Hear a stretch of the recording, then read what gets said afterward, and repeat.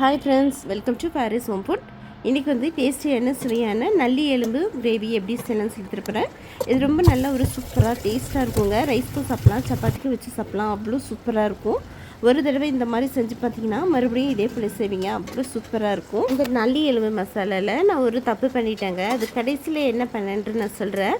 அதனால் வீடியோவை ஸ்கிப் பண்ணாமல் பாருங்கள். அப்போ தான் தெரியும் நான் என்ன தப்பு பண்ணேன்ட்டு. வீடியோ பார்க்கும்போதே நான் பண்ண தப்பு என்னன்னு உங்களுக்கு தெரிஞ்சால் நீங்கள் கமெண்ட் பண்ணுங்கள். வாங்க வீடியோக்குள்ளே போய் பார்க்கலாம். வீடியோக்குள்ளே போய் பார்க்குறதுக்கு முன்னாடி நம்மளுடைய சேனல் பாரிஸ் ஹோம் ஃபுட் சேனலை சப்ஸ்கிரைப் பண்ணாதவங்க சப்ஸ்கிரைப் பண்ணிக்கோங்க. தேங்க்யூ. நல்லி எலும்பு மசாலா பண்ணுறதுக்கு நான் இங்கே இன்றைக்கி 3/4 கிலோ நல்லி எலும்பு வாங்கிட்டு வந்திருக்கேன். நல்லா வாஷ் பண்ணி க்ளீனாக எடுத்து வச்சுக்கோங்க. நல்லி எலும்பு மசாலா குக்கரில் தான் பண்ண போகிறோம். குக்கர் வச்சுக்கோங்க. வாஷ் பண்ணிட்டு வந்த 3/4 கிலோ நல்லி எலும்பையும் குக்கரில் போட்டுக்கோங்க. 2 டீஸ்பூன் அளவுக்கு நல்ல தாராளமாக இஞ்சி பூண்டு பேஸ்ட்டு போட்டுக்கோங்க. 1/2 டீஸ்பூன் மஞ்சள் தூள், 1 டீஸ்பூன் உப்பு போட்டுக்கலாம். நல்லி எலும்பு வேகிற அளவுக்கு 2 கப் அளவுக்கு நல்லா தண்ணி ஊற்றிக்கோங்க. அவ்வளோதாங்க. இப்போ மூடி போட்டு விட்டுடலாம். 4லேருந்து 5 விசில் விட்டுக்கோங்க. வேகலைன்னா மறுபடியும் போட்டுக்கோங்க. இப்போ 4-5 விசில் விட்டாச்சு. ஓப்பன் பண்ணி பார்க்கலாம். பாருங்கள், சூப்பராக நல்லி எலும்பெல்லாம் நல்லா சாஃப்டாக வெந்திருக்குது. இது ஒரு பக்கம் இருக்கட்டும். இப்போ நல்லி எலும்பு மசாலா பண்ணுறதுக்கு பேன் வச்சுக்கோங்க. தேவையான அளவுக்கு எண்ணெய் ஊற்றிக்கோங்க.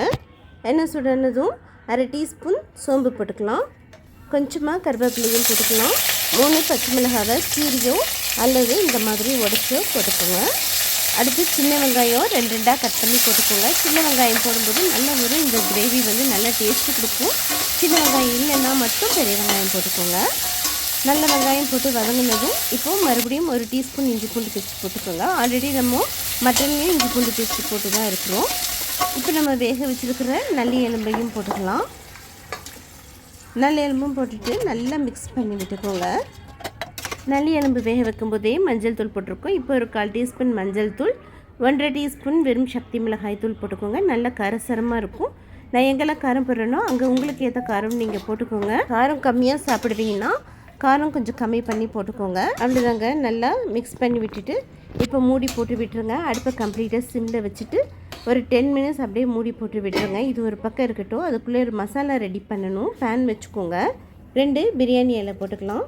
ஒரு அன்னாச்சி பூ, 2-3 பட்டை, 4 கிராம்பு, கொஞ்சமாக கல்பாசி போட்டுக்கோங்க. கமகமன் நல்ல வாசனையாக இருக்கும். கொஞ்சமாக காஞ்ச ரோஜா இதழ் இருந்ததுன்னா போட்டுக்கோங்க.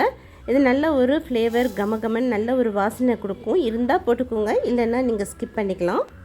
1 டீஸ்பூன் சோம்பு, 1 டீஸ்பூன் மிளகு, 1 டீஸ்பூன் கசகசா எல்லாத்தையும் போட்டுட்டு நல்லா வாசனை வர வரைக்கும் வறுத்துக்கோங்க. வறுத்த மசாலாவை ஆற வச்சு பொடி பண்ணிட்டு வந்துடுங்க. இப்போ 10 நிமிஷம் ஆயிடுச்சு. ஓப்பன் பண்ணி பார்க்கலாம். பாருங்கள், நல்ல சூப்பராக நல்லி எலும்பில் உப்பு காரெல்லாம் பிடிச்சி நல்லா மசாலா வாசனை எல்லாம் போயிடுச்சு.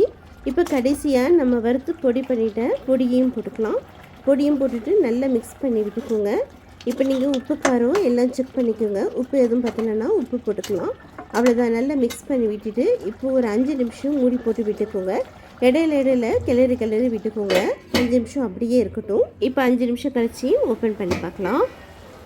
வாவ், பாருங்கள், இவ்வளோ சூப்பராக நல்லா கமன்ட்டு நல்லி எலும்பு கிரேவி ரெடி ஆகிடுச்சிங்க. ரொம்ப நல்லா சூப்பராக இருக்கும். ரைஸ்க்கு நல்லாயிருக்கும், சப்பாத்திக்கு நல்லாயிருக்கும்.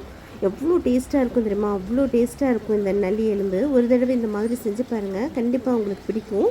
அவ்வளோதாங்க. ஸ்டவ் ஆஃப் பண்ணிக்கலாம். கடைசியாக தேவைப்பட்டதுன்னா நீங்கள் கொத்தமல்லி போட்டுக்கலாம், உங்கள் விருப்பம் தான். ஃபஸ்ட்டு ஒரு தப்பு பண்ணேன்னு சொன்னேன்ல, கண்டுபிடிச்சிட்டிங்களா? சரி, நானே சொல்கிறேன். பாருங்கள், இந்த மாதிரி நல்லி எலும்பை நான் முழுசாக நான் குக்குக்கு நல்லா லுக்கு இருக்குமேன்னு சொல்லிட்டு தெரியாமல் நான் இந்த மாதிரி முழுசாக பெருசாக வாங்கிட்டேன். இது ஆக்சுவலாக பார்த்தீங்கன்னா இது 2ஆக உடச்சி தான் வாங்கணும். இது எனக்கு தெரியல. முழுசாகவே இந்த நல்லி எலும்பு வாங்கி குக் பண்ணிட்டேன். கடைசியில் எல்லாரும் இது ஆசைப்படுறதே இதில் இருக்கிற உறிஞ்சு சாப்பிட்றதுக்கு தான் ஆசைப்படுவாங்க. இதில் 2 சைடும் நல்லா லாக் ஆனதுனால உறிஞ்சு வந்து உள்ளேருந்து வெளியே வரலை. நல்லி எலும்பு ஸ்ட்ராங்காக இருந்ததுனால பல்லுக்கும் நல்லிக்கும் தான் சண்டையாக இருந்துச்சு. வேறு வழி இல்லாமல் இந்த சத பீஸ் மட்டும் சாப்பிட்டுட்டு எலும்பை வந்து தூக்கி போட்டுட்டாங்க. நான் பண்ண தப்பை நீங்கள் பண்ணாமல் வாங்கும்போதே வடித்து வாங்கி சமைச்சு பாருங்கள். சூப்பராக இருக்கும். ட்ரை பண்ணி பாருங்கள். ரொம்ப நல்லாயிருக்கும். சப்பாத்திக்கு ரைஸ்க்கெலாம் வச்சு சாப்பிட்றதுக்கு அவ்வளோ அருமையாக இருக்கும். இதே போல செஞ்சு பாருங்கள். கண்டிப்பாக அவங்க வீட்டில் இருக்கிற எல்லாருக்கும் ரொம்ப பிடிக்கும். செஞ்சு பார்த்துட்டு எப்படி இருக்குன்னு கமெண்ட் பண்ணுங்கள். இந்த வீடியோ பிடிச்சிருந்ததுன்னா மறக்காமல் லைக் பண்ணுங்கள், ஷேர் பண்ணுங்கள், சப்ஸ்கிரைப் பண்ணுங்கள். தேங்க்யூ ஃபார் வாட்சிங். பாய்.